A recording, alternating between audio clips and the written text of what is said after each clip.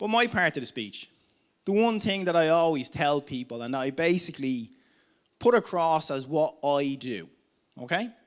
So given the fact that our erstwhile rivals down the road have recently won the treble, anybody who had the joy of sitting through watching Man City won the treble over the course of the last 2 weeks, like most Manchester United fans, I was tearing my hair out. We're going to do a speech which will last for 5 minutes, and it's about the treble.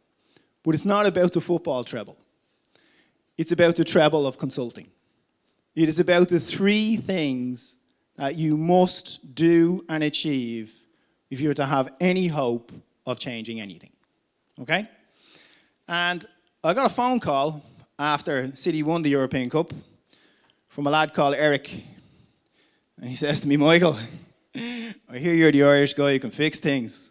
I said, no, that's Nigel. He says, I have a problem. I says, what's the problem? He says, well, our erstwhile rivals have just won the treble, and all we've won is the Carabao Cup. And I was going, oh, right, okay. So what are we going to do about it? I says, well, the first step, no matter what we do, is we define the problem. So the very first thing I tell absolutely everybody to do who's running a change program is to define the exam question. What is the problem we're attempting to do? What's the problem statement? And then actually road test it. So he's on the phone and he's saying to me, Michael, the problem is they won the treble. And I says, hold on, I says, that's not the problem. No Manchester United fan really seriously gets upset about Man City. They only get upset about Liverpool.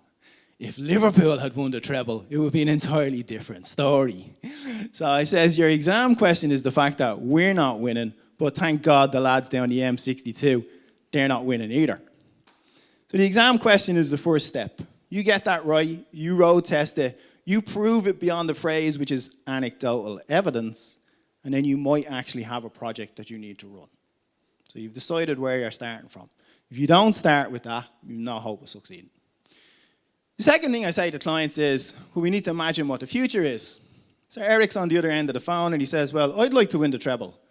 I said, you kidding me? I said, all we're going to do is attempt to match somebody who took 25 years to catch up with us. You're joking. We need to do better than that. What is the vision? What are we attempting to achieve? If we transform this football club from top to bottom, what do we want to do? We want to win the quadruple. The treble isn't good enough. So for every transformation program, you need that picture, that vision of the future, which says, that's where we're going.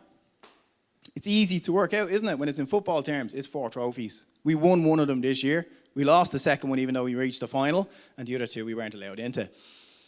So he knows what his vision is. He has to win the quadruple and make sure the Scousers win nothing. We'd be happy. What's the third part of the Holy Trinity, which isn't Best Law and Charlton out the front? It's the target operating model. Possibly the most overused phrase I have ever come across in consulting. The TOM, as it's referred to, which to most people just basically is broken down into an organization chart, and they think that that's a target operating model. The target operating model, in very simple terms, is the blueprint of how you're actually going to achieve the vision. So you've defined what the problem is, you've defined what it is you want to achieve, and the blueprint is how you're going to get there. And those 3 steps, if you follow them to whatever degree, you actually increase your chances of succeeding.